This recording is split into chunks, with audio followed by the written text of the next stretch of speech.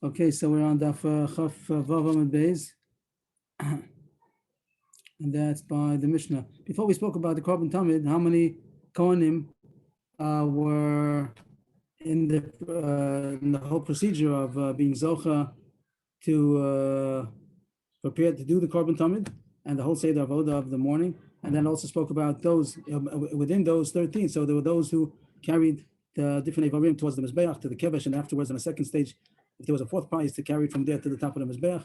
So the Mishnah already talks about other Korbanos. That's not the regular Seder Tamid. The Korban Tamid is always a sheep, Shnei Chavasim Tamimim B'nei Shana, one in the morning, one in the afternoon. But the Mishnah already talks about the Seder when there's an ayil or a par. Ayil is a ram and a par is a bull. And all these different types were by a Korban Sivor, if it wasn't on the Korban Tamid, but it was by the Musafim and Yom Tov, Rosh Chodesh, Yom Tovim. So therefore, the Mishnah already talks about what Seder was when they would bring an ayil. Ayil is a ram and a par is a bull. So it's going to be more. It's a bigger animal. So then they needed more people also to carry it towards the Mizbeach. And there's a Seder, how are you supposed to do it? So the Mishnah starts. Ayil, before we said that we had a sheep, so there were 9 people that were carrying the different parts to the Mizbeach, and we said that there were 5. It was 5. Like here also it says there were 5 people that different organs were divided to, and that was, as we said before, it spoke about the Rosh V'Regel, and then the Chazeh V'Geira, Shtei Yadayim, Shtei Defanos, Ukas V'Regel. So that was 5 altogether, and together with the Kirbayim, the intestines, that's the 6 altogether. So here the Mishnah is going to say that we need more people to carry the ayon. Just to point out also that there's also a Minchas Nesachim. Usually at the end of the line there was a solus and the ayon, the meal offering, and also the wine for libation. Also by the Korban Tamid there's also chavitin. That was the Kohen Gadol's daily mincha, which is called the minchas chavitin. So the Mishnah now is talking about the ayil and the par. By ayil and par there is no minchas chavitin. That has nothing to do with the Kohen Gadol. His regular offering was only brought with the Korban Tamid. But here it talks about if you have an ayil for a musaf or a par, so how many kohanim would you need to bring the animal together with the minchas nesachim? Means that those korbanos also have a minchas nesachim, the meal, the solas, and the yayin. So here's where the Mishnah continues. Ayil korban bechadasa. You'd have 11 kohanim. In contrast to 9 kohanim to bring a keves, you'd have 11. Why is that? The meat is divided also to 5. So in this, there's no difference. No difference between a sheep and a ram, even though you might say that the ram is a bit bigger than a sheep, maybe, but it's already into the second year, but 13 months old. But still, it's divided into the same 5 people, as I said before, when it spoke about the sheep. But the difference will be in the kirbayim and the solas and the yain. The kirbayim means the innards, and the solas is the meal, and the yain, and for the wheat for the meal offering. And the yain is the wine for the libations. Also, they had minchas nesachim by ayil also. Here it says shnaim. That shnaim means 2 each. 2 for the kirbayim, 2 for the solas, 2 for the yain. Even though by a regular sheep, a sheep, so then it would be kirbayim was one person with the kirbayim. That's the intestines. 1 was for the solas, 1 was for the yain. Here it's 2 each. Shnaim means 2 each. 2 for the kirbayim, 2 for the solas, 2 for the yain.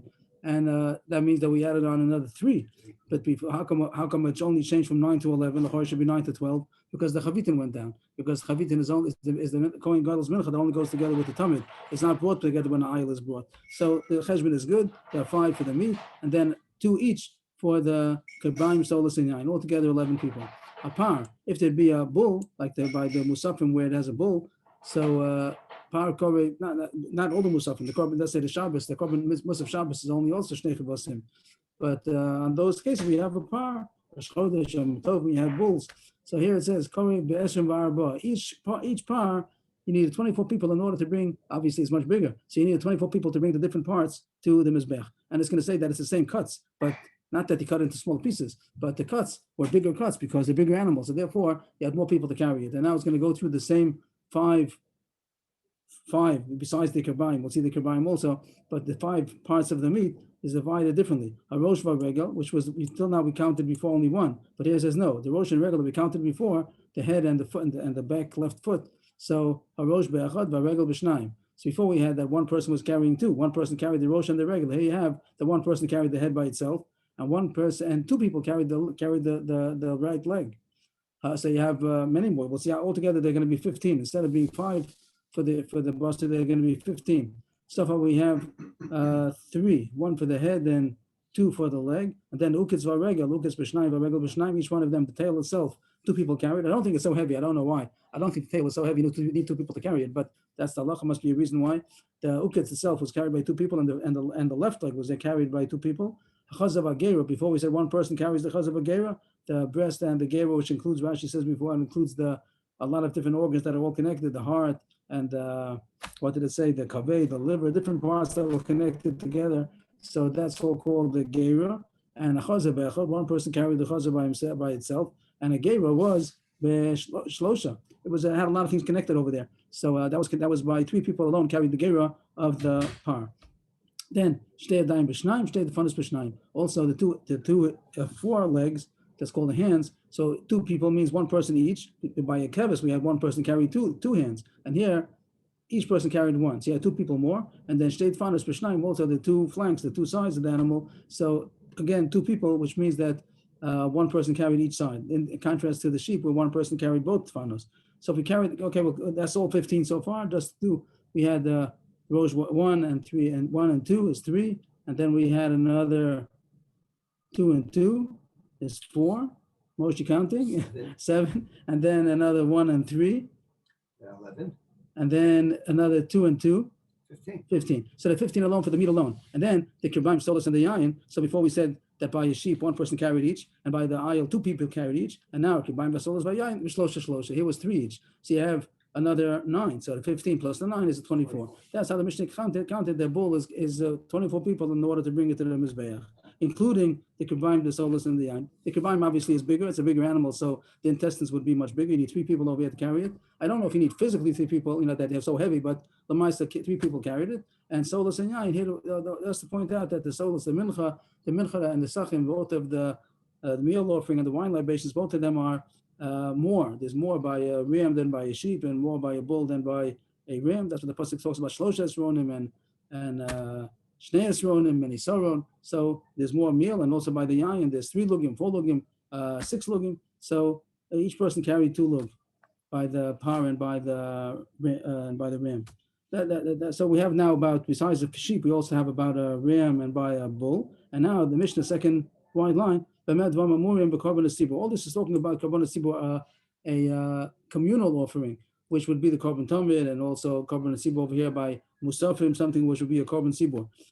That's when all this was said. Rashi says it's talking about 2 points. First of all, the cuts that you did, how many people, and also that you have to do a payas. You made a payas in order to see who's going to be zocha, who's going to get the privilege. But Karban Yachid in Rasa Lakiv Makriv, Rashi says that if there's an individual Karban, so then even one person can bring everything. I mean, one person can go back again, even if he donates a par. So one person can be doing all the avoda. The Yisrael can't be doing all this. The one who brings the Karban, he can appoint a Kohen, but he has Rashi says he has the choice of which Kohen he wants to pick. And also the same Kohen can do it again and again. Then the same Kohen will go back up and down the Mizbeach to bring all the different parts. You don't have to have a lot of people to do a Karban Yachid. That's the choice of the owner.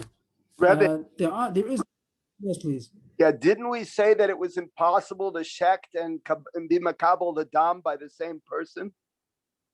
We said the opposite. We said that it was physically possible. It was possible, just that we were scared that maybe the shochet is going to also be makabel. If he's a Yisrael, he's not allowed to. So it said in general we didn't, but it is physically possible. We saw on the contrary that the Gemara said the fact that we talk about if it's mutter or not. So we see that it is possible. So you're asking that you shouldn't be allowed to because of that chashash. So it could be that when here it doesn't say necessarily. I wasn't that, saying.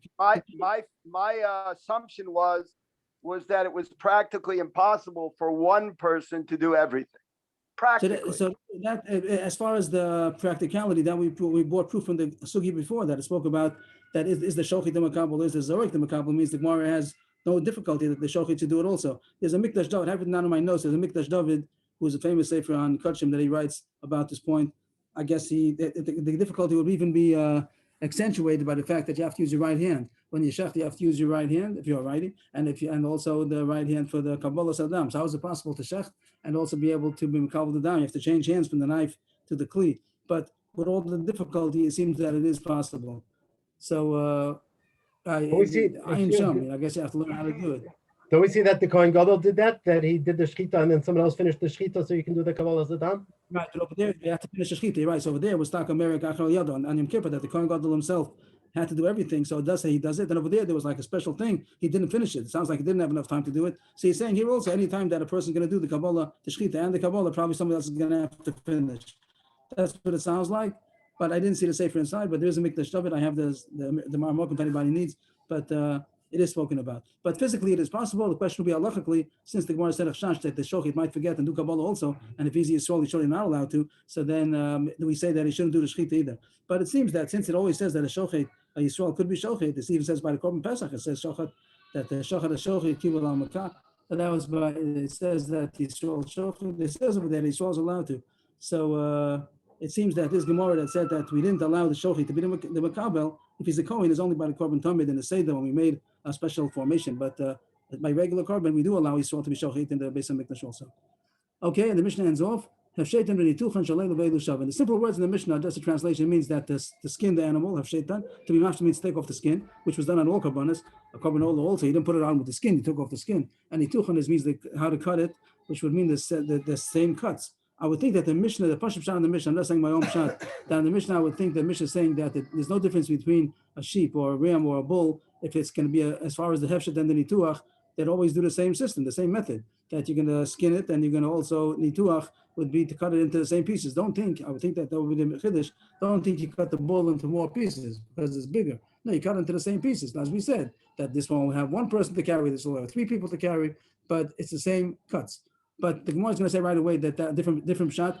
Rashi learns that the Gemara is going to explain the Mishnah. I might have thought that the Gemara is going to say another thing besides what the Mishnah says.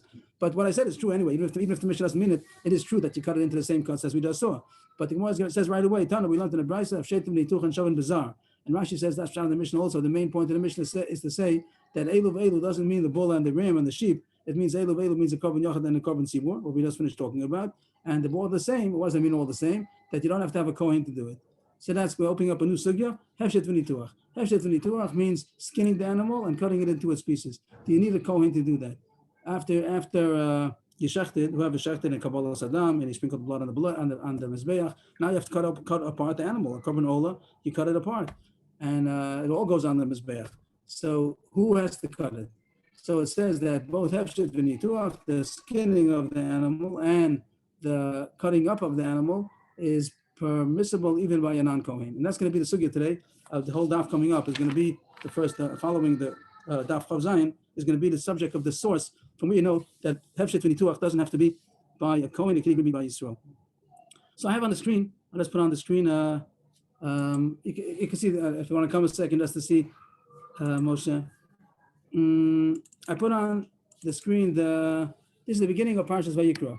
The beginning by Yikra Moshe is word Vayikra. We just finished Vayikra. It was on the midbar. But if you roll back to the beginning of Vayikra, this is the first parsha. Vayikra El Moshe Vaydaber Hashem Elav Mo'el Mo'ed Leimor. So it's going to sound to do a korban olah. It's not talking about the korban tamid. It's talking about a korban olah, but it talks about the avodas that have to be done. And a few times it says Kohen. So just go through the psukim one time, and the blue is going to be where it says Kohanim. And the yellow is where it doesn't. The green is going to be like something with our subject. Hefshet v'nituach is pasuk Gavav over there where it says that he should skin the animal, the korban olah, and then cut it up to its pieces. So that's going to be our subject tonight, if that has to be with a kohen or not. So the yellow is where it surely doesn't say a kohen, and the blue is where it surely does say a kohen, and our subject is going to be Hefshet v'nituach. So just to go through the pasuk, it says, speak to Bnei Israel and tell them, if a man brings a korban to Hashem from animal, bokor, its own, cattle or sheep, so you could bring a korban from those animals. If he wants to bring ben a bokor, so this whole parsha is talking about a bokor. There's going to be a next parsha that talks about the tzon, even not tzon korbanot, but here it's talking about bokor from a cattle, a cow. So it says he should bring zachar tamim. It should be a male animal for an olah and tamim and no blemish, and he should bring it before Hashem. Then it says, he should lean his hands on it. That's the first pasuk. It doesn't say Kohen. Then it says, V'shachat ben abakol l'fnei Hashem, to slaughter it. Also, it doesn't say Kohen. Then it says, V'krivu b'nei Aaron kohanim es Adam, that they should, the b'nei Aaron, the Kohanim, they should bring the blood. They say it means the Kabbalah Adam, and then V'zorku as Adam. It's also going on the Kohanim. It does finish saying Kohanim. They should receive it. They should throw it on the Mizbeach. So that said Kohanim. Then it said, V'shita sa'olav v'nitachos olin socher, pasuk vav, says to skin it and to cut it into pieces. It doesn't say Kohanim over there. That's going to be the sugya. Then it says pasuk 7 from the Slubin Aaron Kohen Eish al Mizbech for Chueit Simol Eish. They should put the Kohanim. Here it says Kohanim again. They should put fire on the Mizbech with the wood, arrange the wood and put the fire. Then again it says pasuk Ches for Chuben Aaron Kohen Eish Sachim. They should arrange the pieces of the carbanola on the fire over there. As a rosh, as a poder, aloy tzima she'ol Eish al Mizbech on the wood, which is on the fire, which is on the Mizbech. And then it says v'kiboch of yechas b'moim. It's not going to mention this pasuk yet. The Gemara is not going to talk about it, but it does say that they should wash the intestines and the legs, the feet, the bottom, that it should be washed because it's dirty. The inside is dirty and the feet are dirty, so they should wash it. And then it says again, and then to put it onto the mizbeach, to be marked everything, to burn everything on the mizbeach. So we notice that it says Kohanim a couple of times. Sometimes it doesn't. And our issue is going to be Vivshit. So we'll come back to the screen again. But that's the main parasha that the pasuk that the Gemara is going to be discussing. So the Gemara starts. So Amar Chizkiah, one line up. Chav Vav Amud Beis, one line up. Amar Chizkiah, how do we know? What's the source from the pasuk that a non-Kohen is allowed to do the Hefshet v'nituach? Shenemar. Just to point out, the pasuk in Divrei Hayam, when it talks about the story of making a korban pesach and things like that, it does say that the Kohanim did it, and it sounds like they really were the ones who were actually doing it. And it says when they were busy over there, so the Levim helped them out. Like sounds like it was a big dochak. So even though it does say that it's kosher, it does sound like, as a rule, the Kohanim were the ones who were doing it anyway. But it does say that it's kosher bazaar. It doesn't even talk about if it's chayiv misa or not. It says that they're allowed to do it. It says that it's kosher. It's kosher. You're allowed to do it. Shenema v'nasu b'nyamin kohen eish al mizbeach. That here's where it talks about the putting on the fire. So that's the pasuk. Just to, I'll jump back and forth if it's okay, a little bit. I don't want to get everybody dizzy from all this. But the pasuk of the fire is after.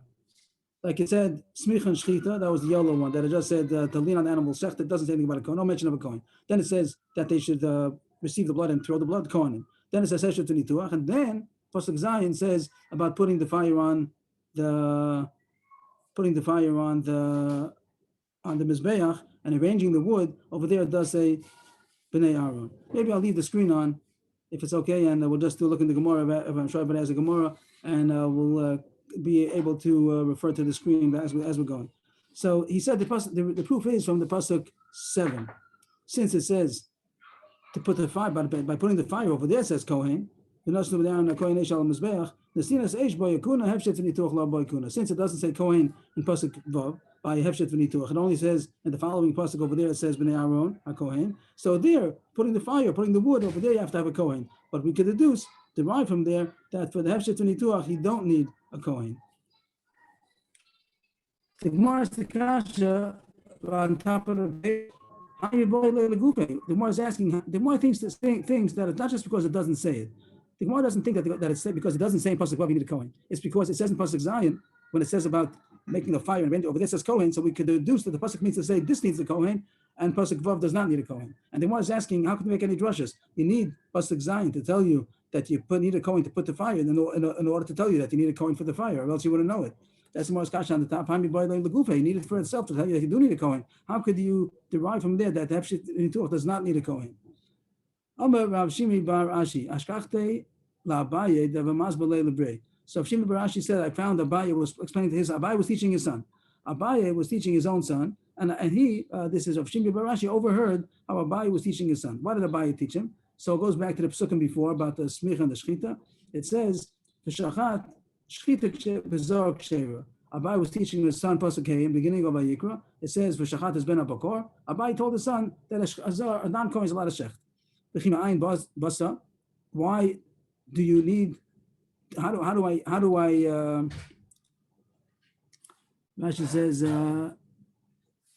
why would you think differently that you need? Abaye made a point that the shchita is kosher b'zor. He's quoting a brisa. Abaye is not saying his own Torah now. He's quoting a brisa, and the brisa says that shchita is kosher b'zor, and the brisa itself asks, why do I need the drasha to say that it's kosher? Why would I think that it's possible? If you need a pasuk to say that it's kosher, you must have thought that it's possible. So the Brisa explains, because in general it says that the Kohanim should be doing all the avodah. Shenema v'atov v'nechat itcha tishmu askun aschem. the Chol Dvar Mizbech, that you, Aaron, and your son should guard all of the issues of the Mizbech, you would think that there's Shechita also. Without any other pasuk telling us that Shechita Cher Bazar, you would say that a Kohen has to Shecht also. So therefore, Shamayani Afilu Shechita, why do we even think that even the Shechita also need a Kohen? Tamad Lama B'Shachat is Ben Avakol, the Fnei Hashem, V'Krivu B'nei Aaron HaKohanim Mes Adam. That's the drasha that Abai said, that the Brisa says, not Abai. Abai is teaching his son, that since it says in pasuk Hey, that V'Shachat is Ben Avakol, doesn't say Kohen, it says V'Shachat, he should slaughter. And then the Krivu B'nei Aaron, it only says the B'nei Aaron, it only brings them in afterwards, by the next stage, after you slaughtered it, to receive the blood. Over there it says Kohanim. This is the famous drasha, Mikabal V'Eilech, Mitzvahs Kuna. The mitzvah of Kohanim is only from here on in. From the pasuk Krivu, that's where it says that you need Kohanim. So before that it says V'Samach V'Shachat, over there you don't need a Kohen.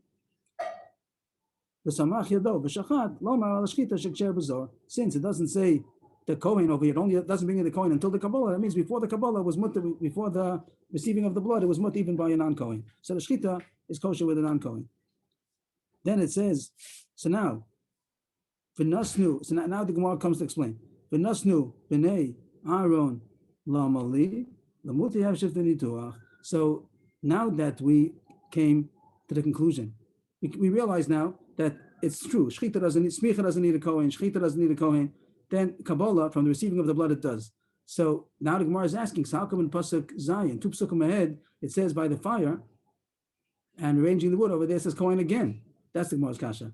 If once it says receiving of the blood needs a Kohen, and then maybe everything else after that also needs a Kohen, it means by Heshet V'nituach that it says in Pasuk 6, so we don't know, is it continuing what I said before? Once it said that the Kohen received the blood, then it says about the Zrika, surely you need a Kohen. And then also might need a Kohen. If that would be so then the person wouldn't have to say again in Pasuk 7, it wouldn't have to say that the Kohen puts the fire in the wood, because we're talking about the Kohen. Since Pasuk 5, since once it said Vikrivu, it's talking about the Kohen. So then it goes without saying you need a Kohen. Since the Pasuk in Pasuk 7 has to say about the fire again a Kohen, from there we could deduce that the Hefshet Nituch does not need a Kohen. Means before, when the Gemara first introduced the Drasha Chizkiah, so it just says that since it says in Pasuk 7 by the fire, it says you need a Kohen, so we could deduce that Pasuk 6 does not need a Kohen. But that the Gemara said, no, maybe you need it for yourself, to tell you that you need a Kohen for the fire. But now the Gemara explained, the Bai explained to his son, no, because we would have anyway known that a fire needs a Kohen, because it started already in Pasuk 5. Pasuk 5 said you need a Kohen. And if you just would have been continued, it would have been status quo, you need a Kohen. So the fact that the Pasuk says again, in Pasuk 5 and Pasuk 7 it says a Kohen, so then we could derive the Pasuk 6 does not need a Kohen. That was how Agmai explained. So that was Abay's explanation. Now we do know that since it's sandwiched in between, before it says you need a Kohen in Pasuk 5, now in Pasuk 7 it says you need a Kohen for the fire. So that does not need a Kohen. But the Gemara is not satisfied. The Gemara is still going to try, maybe Hefshet Nituach does need a Kohen. Maybe you do need it, even though Pasuk 5 and 7 need a Kohen, maybe you still cannot derive that Pasuk 6 is extra.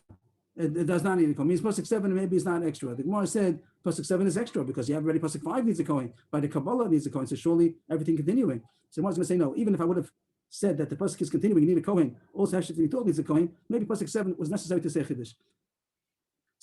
First one on the line is Salkadaitach, about 12 13 lines down. Maybe the fire is not so important. The fire, even though we would say that the Kabbalah needs Kohen and Zrika needs Kohen, and then Hefshet Nituach also needs a Kohen, maybe, but maybe making the fire is not. The words of the Gemara are because it's not essential for the Kapara. There's a little difficulty with this because the Hefshet Nituach is also not essential for the Kapara. But the Taisus Shanim explains a simple pshat.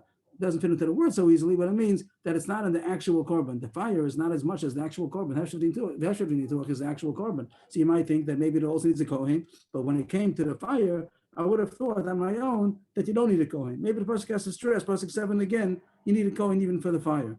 The Gemara says the words of Makef Kapara, he says that it means Gufa Shel Zebach. He has another pshat, but that's a little bit more complicated, but that's to keep the simple pshat that the Gemara is asking. I'm still not convinced. Just because it says Pasuk 7, that doesn't mean that Pasuk 6 does not need a Kohen. Maybe Pasuk 6 also needs a Kohen, but because the Saturday, Pasuk 5 needs a Kohen. So continue. 5, it stays status quo, you need a Kohen. Yeah, Pasuk 7 is a Chiddush. You might think the fire is not part of the korban, so it does not need a Kohen. So the Pasuk had to say it again. So the Gemara is still not convinced that Heshet Nituach does not need a Kohen. So the Gemara tries again. And the next try is going to be from the next Pasuk, Pasuk 8. Now, after it talks about making the fire and the wood, then it says in Pasuk 8 to arrange the pieces of meat, rosh, poder, to put everything on top of the fire. So again, it says Kohen. That's what the Gemara is going to ask. Why does it have to say Kohen again for? And we said already from Pasuk 5, we said you need a Kohen. And we want to imagine that Pasuk 6 also needs a Kohen, and Pasuk 7 it spoke out, maybe it's a Chiddush, it also needs a Kohen. So why does it have to say again, Pasuk 8 you need a Kohen? We said already, we started talking about Kohen from the receiving of the blood. Why do you need Pasuk 8, where it says that you should, Kohen should arrange the meat? Of course you have to, that's mamish the guf for the carbon. That is the meat, that is the carbon. So this extra pasuk, the pasuk 8 says that to arrange the pieces of meat on the mizbeach, that you need a kohen. We don't need it for that. We know that you need a kohen. Of course, you need a kohen from before. So it must be it's coming to derive that pasuk 6 does not need a kohen. So the Gemara is happy once again that Heshet Nituch does not need kohen. It wasn't from the pasuk 7 that wouldn't have been enough, because maybe that's a chiddush that putting the fire, which is not part of the actual carbon, that also needs a kohen. Okay, that's not an extra pasuk, but pasuk 8 is extra, because since we know all these things about a kohen already from the Kabbalah, from the receiving of the blood, so pasuk 8 is unnecessary. It must have come to tell you that to derive that Heshet Nituch does not need. But the Gemara also is not yet satisfied. Maybe the pasuk that says that the kohanim have to arrange the meat, maybe that's coming to teach that you don't need kohanim to arrange the wood. Rashi points out that to arrange the wood in the morning you surely do need kohanim, but that pasuk says openly Pasha Stop that you need the kohen to arrange the wood in the morning. But now we're talking about arranging the wood in the afternoon, which the Gemara learned out from the previous Gemara. I learned yesterday's Gemara or the day before that I learned out from this pasuk in Vayikra over here. Yesterday's Gemara, Varach Aleha. This pasuk, I'm sorry, Varuchu was the pasuk in Varuchu Eitzim. This was the pasuk that Gemara learned out about the wood. Maybe this does not need kohanim. I made it blue over here. I probably shouldn't have. This is questionable. I thought I should have taken out the blue over here. This is not so simple. Varuchu Eitzim ala Eish. Maybe you don't need a kohen. That's what the Gemara is saying. Maybe you need pasuk 8 that it says. I really should take it out. It's not good how I did it. I should change the color over here. Okay, I can't do it right now. But the fact that it says by the meat, to put the cuts of meat by kohanim, and it doesn't say Varuchu Eitzim Aleish, it doesn't say who does that. Maybe it's coming to tell you that the wood does not have to be done by kohen. That's how the Gemara. The truth is it does need a kohen, so it's good that it's blue. But just in the drush at this point, the Gemara doesn't know that yet. The Gemara is asking maybe the Mutish Snake is racing that you don't need the wood does not have to be done by the kohen, but maybe Heshet Nituch does have to. But the more tries to get out of it, that it wouldn't be a nice thing to say that arranging the meat with the kohanim is coming to derive that arranging the wood does not, because we're talking about a carbon. So it would be nicer to talk something about the carbon itself. The skin, something about the carbon itself, but the wood is something else altogether. It's not the meat. So the Gemara says, probably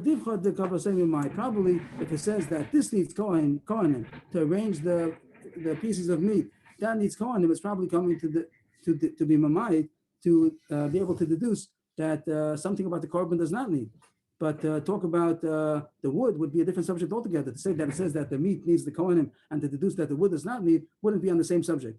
But the Gemara says no, it is very much the same subject. Both of them are called varuchu. Both of them are arranging. Maybe it's coming to deduce something which is also in the same subject of what you're doing to it. You're arranging it. Varuchu Eitzim, Varuchu Hanesachim. That's both of them are arrangements. And the Gemara is still pushing that maybe it's not coming to be Ma'id Heshet Nituach. Maybe it's coming to be Ma'id the wood.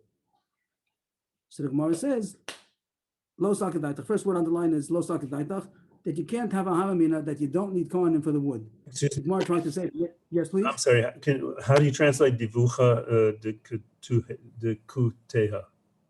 Divcha is a zevach, is a carbon. That's in Aramaic zayin. Divcha is the zevach, is the carbon, and the kavasei means similar to it. Thank you. Is similar to it. So the Gemara says, Adrabah, maybe it's similar because it's arrangement. Sidur means arranging. The Chavasei, maybe it's coming to deduce something else which is also similar. Why is it similar? Both of them are arrangement. So the Gemara is still trying to say that maybe Hefshet V'nituach does need Kohanim, and only arranging the wood does not need Kohanim. So the Gemara says, Lo Sakadaita. Tamamar, V'ekriv HaKohen Esakol HaMizbecha, Zu Holachas Evorim Lekevesh. There's a pasuk. V'ekriv. That's the point. That is not. It's not on the screen right now, but it's coming up.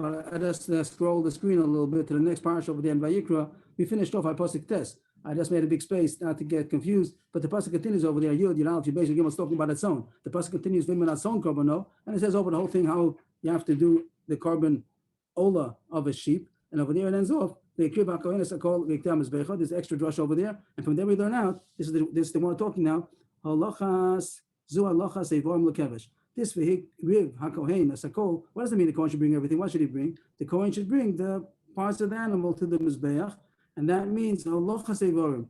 The actual, not putting it onto the mizbeach, just bringing it, like it says v'hiktir mizbeach v'hikriv v'hiktir. So hiktir means to put it onto the to make it burn, to put it on the fire. What does v'hikriv mean? Just bringing it to the mizbeach. From here you learn out that the Kohen has to be the one to bring the limbs of the carbon to the mizbeach, and from there we learn out halachas evorim lekevesh hu de boikuna, but halachas eitzim lo boikuna. From there we derived, since they have a pasuk to say that to bring the animal, the parts of the animal has to be a Kohen who brings it to the mizbeach. From there we can derive that to bring the wood, you do not need a Kohen to bring the wood. Once again, we said that we're still talking about, as Rashi says, the wood of the afternoon, not the wood of the morning. But what does the Gemara continue? That bringing the wood to the mizbeach does not need a Kohen. Even a non-Kohen can bring the wood to the mizbeach. But the Gemara continues that also we could derive something derived from the derivative. What is that? Halachas eitzim lo boikuna, hasidu shnei gizrei eitzim boikuna. There are two different kinds of wood. There's regular wood, all kinds of wood to bring wood to the mizbeach. But there's a special thing about shnei gizrei eitzim, which we learned out from this pasuk. Baruch hu eitzim. We learned out that there's supposed to be two new logs that are brought in the afternoon. So the Gemara is saying that there's a drush over there, the drush in the next parsha that teaches us it's like a double step. It's a couple of steps of a domino's drasha. That it says over there that this pasuk says to bring the evorim, the limbs of the animal to the mizbeach, you do need a kohen. From that we derive that bringing the wood, you don't need a kohen. And from that we can derive, but bringing the two gizrei eitzim, you do need a kohen. There are two kinds of wood. There's again, there's the mark it out, to chart it out. There's the limbs, and then there's the wood, and then there's the shnei gizrei eitzim, the two logs. So the drasha says in the next parsha that to bring the animal, the limbs of the animal to the mizbeach, you do need a kohen. From there we derive that bringing the wood to the any kind, the regular wood. You want to bring wood, more wood to the mizbeach, you don't need a kohen. But the shnei gizrei eitzim, you do need a kohen. So pasuk zayin, back to pasuk zayin again. The Gemara tried to get out of the drasha pasuk ches. We wanted to say that the pasuk says you need kohanim to arrange the pieces of meat on the mizbeach, the arranging of on the mizbeach, so we can derive that hefshet v'nituach does not need. The Gemara tried to say, maybe it's coming to say that the pasuk before pasuk zayin, that arranging the shnei gizrei eitzim does not. This means shnei gizrei eitzim does not need a kohen. But the Gemara says it's not true. There's another drasha from the next parsha where it says that the stam eitzim don't need the kohen to bring it, but the shnei gizrei eitzim, which the pasuk is talking about, you do need a kohen. So if this is all true, everything's in the blue over here. Pasuk Zayin is already all in blue. So why does Ches also blue? In other words, if Pasuk Zayin already talks about Kohanim, both for the fire and for the Shnei Gizrei Eitzim, so why does the Pasuk have to continue and say again, Bnei Aaron put the meat on the Mizbeach? The kasha is because we're already by the status quo. Once talking about a Kohen, so it continues talking about a Kohen. So it must be coming to memorize something. Pasuk 8 must be coming to be able to derive something does not need. And what is it? It can't be the wood. We know that the Shnei Gizrei Eitzim does need. It must be pasuk Zayin, pasuk above, where it talks about hefshet v'nituach, it does not need. Just to start, let's see where we're up to. I'll put the screen back on the desk at the Gemara because it's a little back and forth.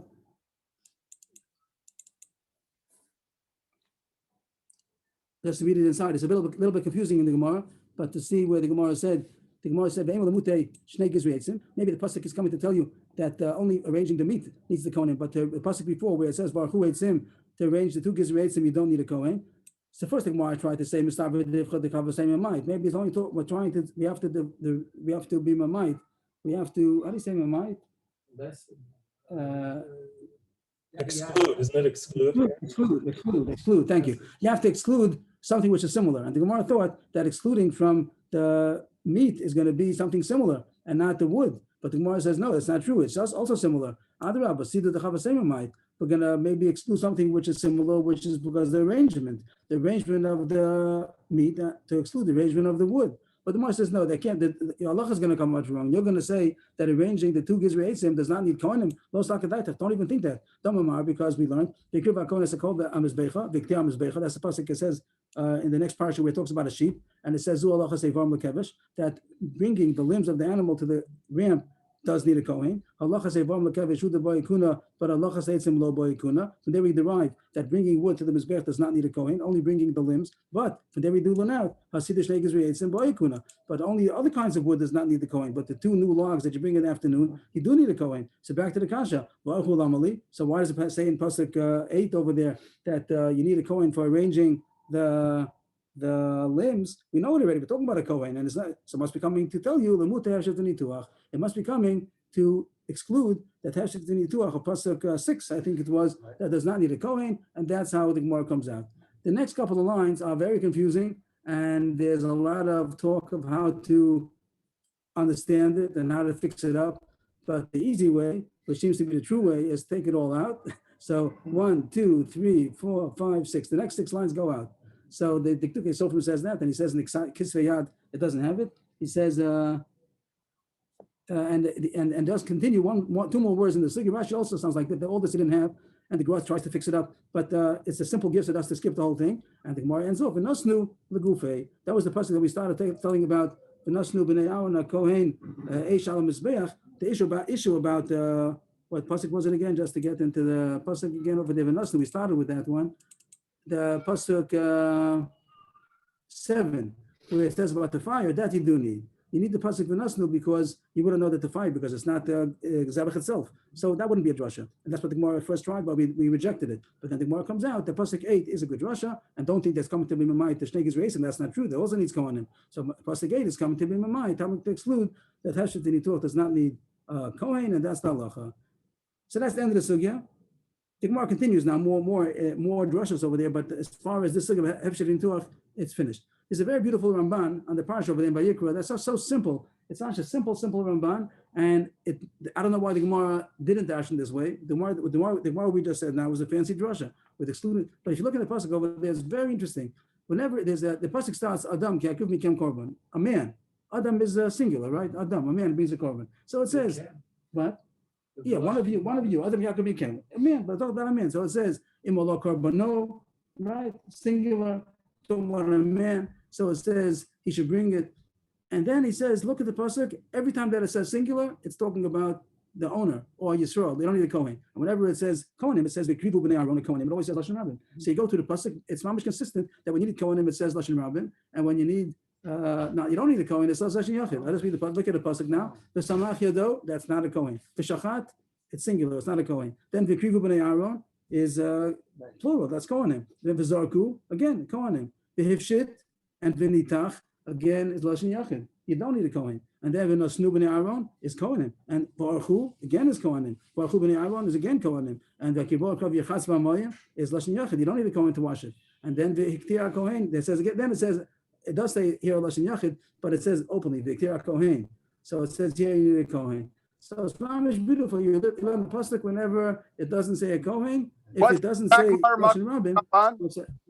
Where's the pasuk? I don't have it. I think on this pasuk over there. I don't have it open with me, but I had it in my notes that the Ramban says this in the pasuk, and it's without all the Gemara's drashas. The Gemara is going because it's extra pasuk ches, so it's coming to be my pasuk vav. The Gemara doesn't say this thing of lashon yachad lashon rabin, but it's very very beautiful in the pshat, because how come it changes from lashon yachad lashon rabin? So it's nice that it's going on the person of the Yisrael. You don't need a coin for that. Okay, that's the end of that drasha. Just back to the Gemara now. The Gemara is going to say on this pasuk v'archu b'nei Aaron. This is on this pasuk over. The Gemara is going to dash on a pasuk ches. A different drasha. We finished already. But the next pasuk Gemara is going to go on pasuk ches v'archu b'nei Aaron hakohanim es hanasachim. It's going to talk about the arrangement of the pieces of meat on the organs on the mizbeach. So the Gemara says, I'll put on the Gemara soon just to hold on the pasuk. Meanwhile, it says we're 6 lines from the bottom. V'archu shnayim, b'nei Aaron shnayim, hakohanim shnayim. There are 3 things in the row that says lashon rabin. V'archu is plural. He should arrange. B'nei Aaron hakohanim, again, kohanim is plural. and B'nai Aaron is plural, and then a Kohanim is plural. So it says 3 times in a row a plural word, Baruch Hu, B'nai, and a Kohanim. So the world learns out 2, 4, 6. Lamadnu Litle Shatan Shisha. That's a nice premise to learn out that how many Kohanim do you need to bring the Kohen, to bring the organs of the animal to the Mizbeach? 6. And that's what we said. We really said Abasa B'Shnaim, but then Akibayim. So we said, the way the Mishnah said a few pages ago, that Verosh V'Regel is 1, and Ukas V'Regel is 1, the 2 Yadayim is 1, the Chazav Agera is 1, the Shtei Defanos, I forgot what, and then the Kibayim. Altogether you have 6. So how do you have 6? Because the drasha is going to be based on this, that it says Baruch and then B'nai Aaron, and then a Kohanim, 3 times a plural, 2, 4, 6. That's the drasha inside. Baruch Shnayim, B'nai Aaron, Shnayim, a Kohanim, Shnayim. But Madu L'Tlesh Shatan Shisha, you see that a sheep needs 6 people to bring it to the Mizbeach. The Master Kasha, we're not talking about a sheep. Look at the pasuk. We're talking about a cow over here. The pasuk starts off, Ta'aber B'nai Israel, Im Olo Kabano Min HaBakor. The pasuk's talking about a bakar. It's not talking about a sheep.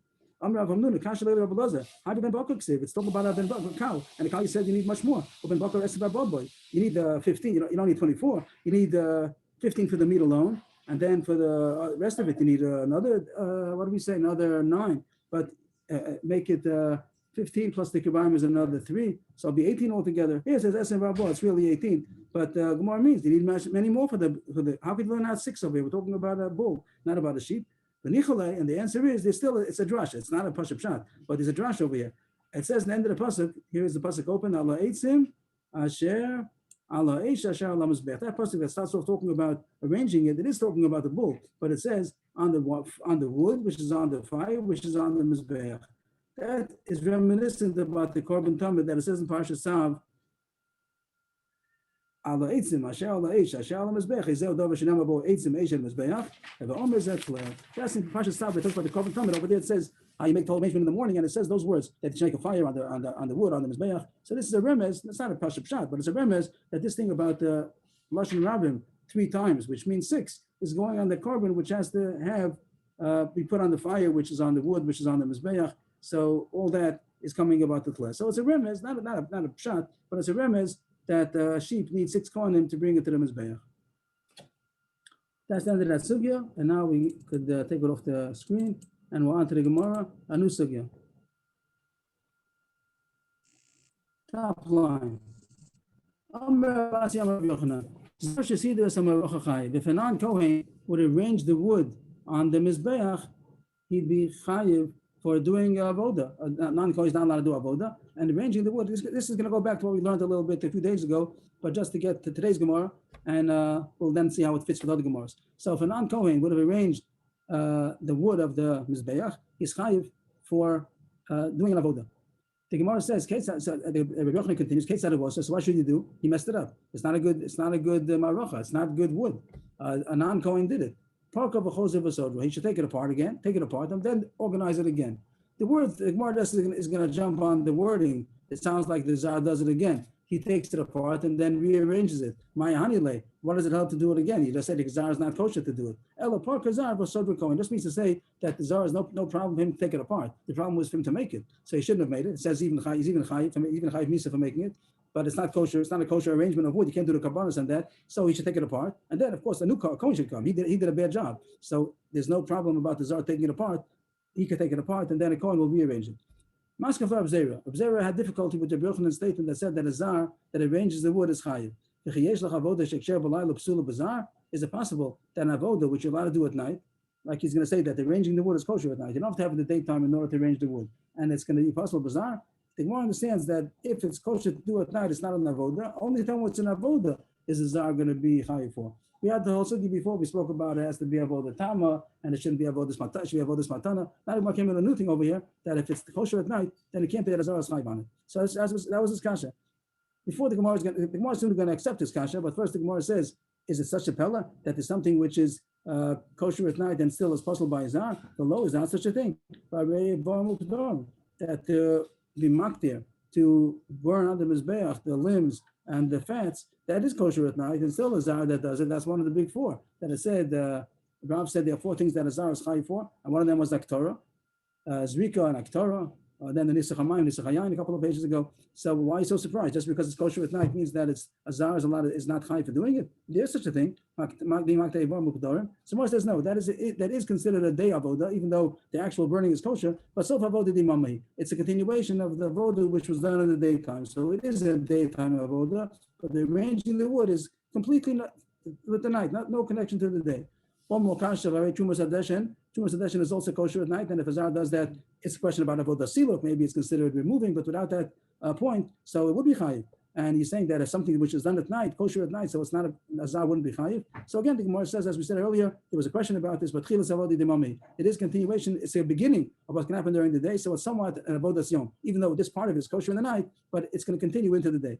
The Amr Rabbi Yossi, Abrasi Amr Rabbi Yochanan, Kiddush the Chumas Hadeshen, the Mochar Ein Tzarech L'Kadesh Shekvar Kiddush Mitchilas Avoda. So more before it changed the gear, so this wasn't so simple. But the way the Morris quoting it again, the way it originally was quoted, that if a Kohen did Kiddush Yadayim V'Raglayim, he consecrated his hands, he washed his hands and feet for the Chumas Hadeshen, which was still at night. When it comes daytime, he doesn't have to do Kiddush again because he did it already Mitchilas Avoda, from the beginning of the Avoda, which means that Chumas Hadeshen is the beginning of the Avoda of the day. So the Gemara here, before the Gemara rejected this proof, but here the Gemara does accept it, and it says that both Eivam U'Pedarim is the end of the daytime avoda. Chumas Hadeshen is the beginning of the daytime avoda. That's why it's possible that a Zohar is going to be high for doing it. But arranging the wood, which is mamash at nighttime avoda, the Gemara says, how could it be? That was Reb Zera's kasha. That was Maskefla Reb Zera. So Velakasha, all this was, you can say all this was interrupting after Reb Zera's kasha. The Gemara said, and all this, what kind of kasha is that? But the Gemara explained why it wasn't kasha, and therefore Velakasha, the kasha is back. Reb Zera's kasha was a good kasha on Rabbi Yochanan. How could he say that it's Zar's chai for arranging the wood? It's something which is kosher at night.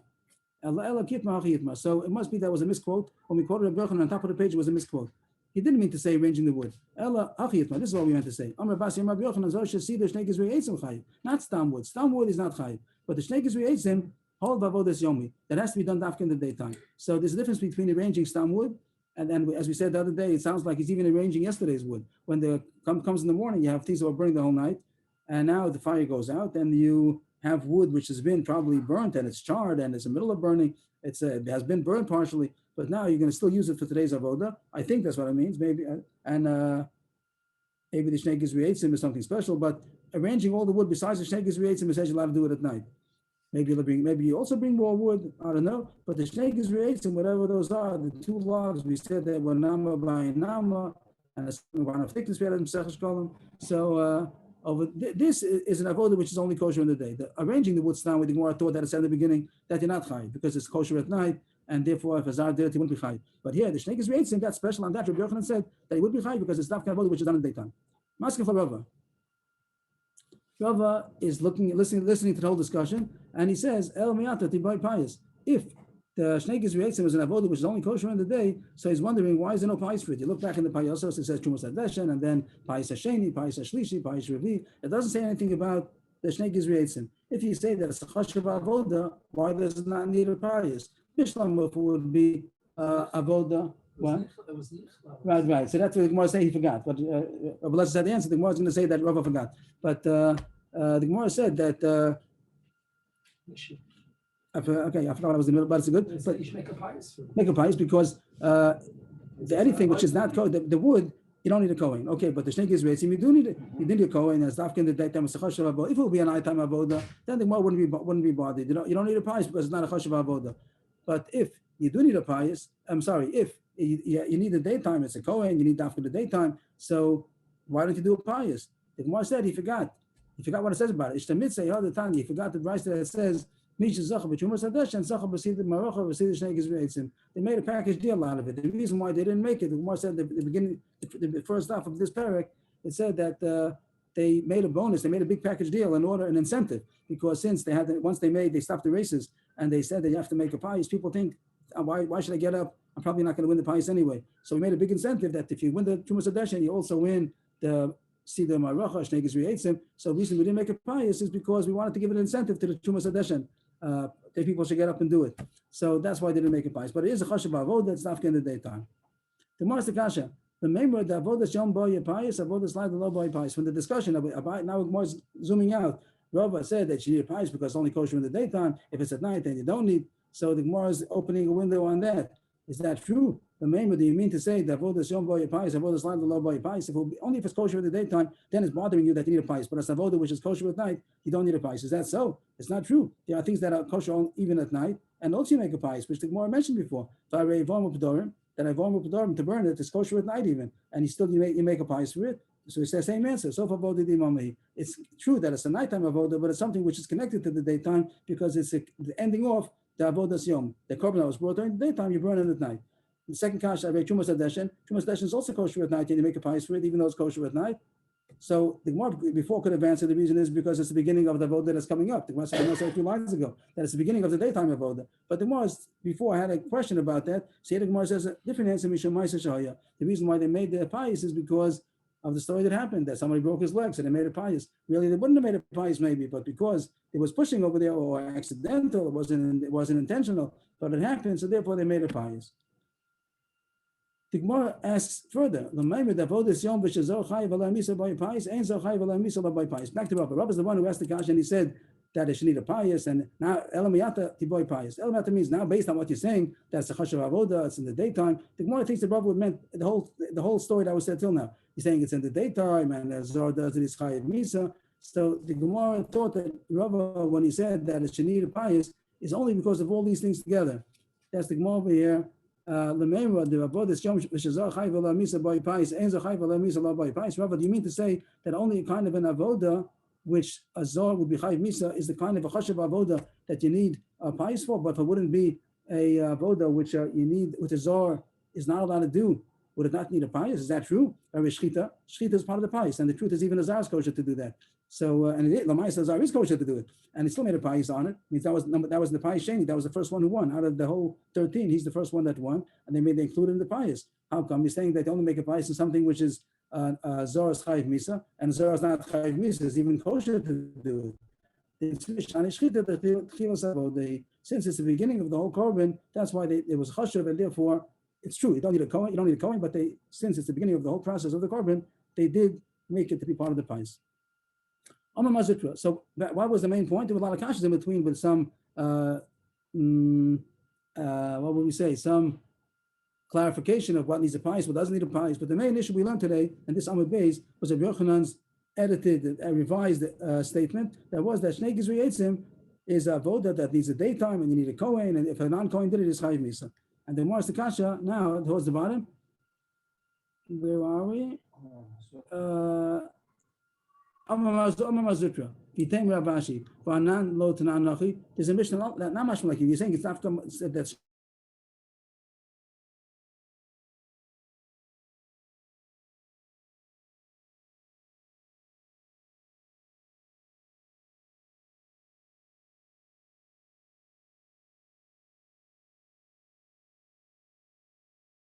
Shchita to shech the korban tamid is only Barkai. That's going to be when the beginning of.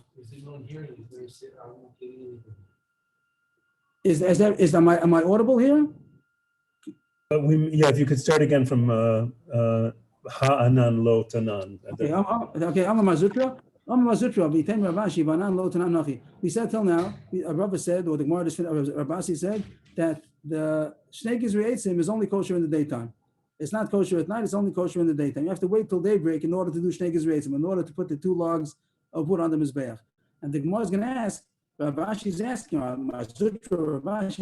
that it's not mashma like that. The mashma is mashma that only the korban tamid, the shchita of the korban tamid has to be after daybreak, but anything else before that could even be in the night. That they didn't shecht unless they saw already that it's already daybreak. Barkai we're going to see means the first sign of daybreak.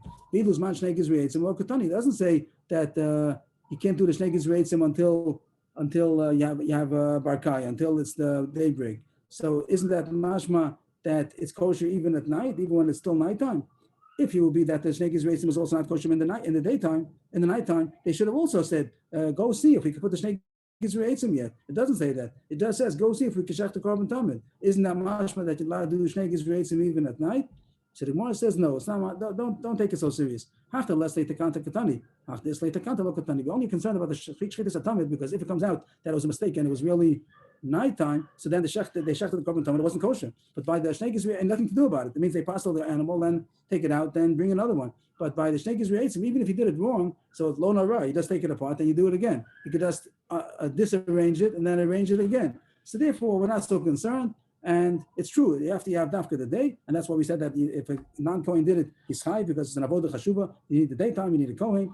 But the fact that they didn't check before they did it, they didn't do it until they thought that it's daytime, but the daybreak. But even if they made a mistake, so they'll disarrange it and then arrange it again. So that's the end of the sugya. We're going to continue tomorrow. I just want to point out what we're going to do tomorrow, just to see from here, from Iked one line up, Iked Amri, Maskeflor Abzera. This Maskeflor Abzera is going to be a new take on the whole page. Means on the fourth line from the top, it says Maskeflor Abzera. So we went through the whole daf with this kasha and all the different nuances about it, and we finished. And now the Gemara starts at the bottom of the page, a new version of the Kedam Maskeflor Abzera, and that's going to go till the end of the parak. So it's just going to be another version of what we said in this sugya till now. So to chaz over today's points, where did we start today? We had the mission about how many kohanim you need in order to bring the ayil to the mizbeach. We said 11, and you need 24 to bring a bull, and it said the whole a different amount of different people. And then it said that a korban yachid you can do whatever you want, and hefshet 22 is kosher even by a zar. So the skinning of the animal and cutting it to the pieces, you don't need kohanim. Even a zar is allowed to do it. The Gemara went to explain the drasha, and the easy drasha without the Gemara, just to put like a footnote, that the Ramban says the easy drasha is that whenever it says Lashon Yachid, it doesn't need a Kohen. If it says Lashon Rabbim, it's a Kohen, like it says, Adam Yaakov Mikem Korban, and then the Kivu B'nai and a Kohen. Very beautiful. But the Gemara doesn't go like that. The Gemara goes with the extra pasuk that it says by Baruch Hu Asana Sachim, B'nai Aaron Kohen Asana Sachim, and it didn't have to say B'nai Aaron because it's talking about the Kohenim. Since it says it's coming to say that something before does not need, and it doesn't mean that the Shnei Gizri does not need, because that does need a Kohen.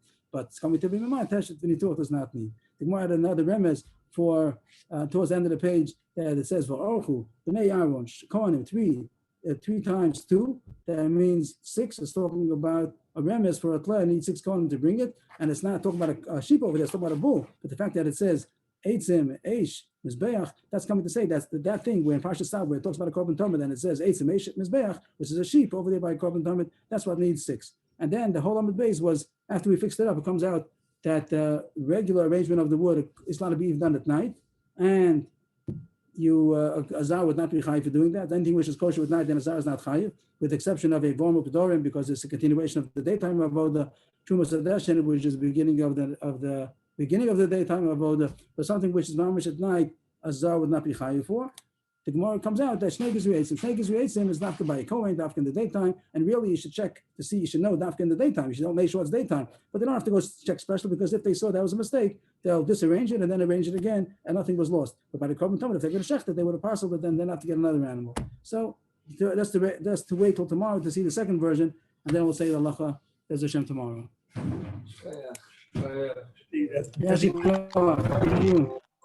You were talking about the word.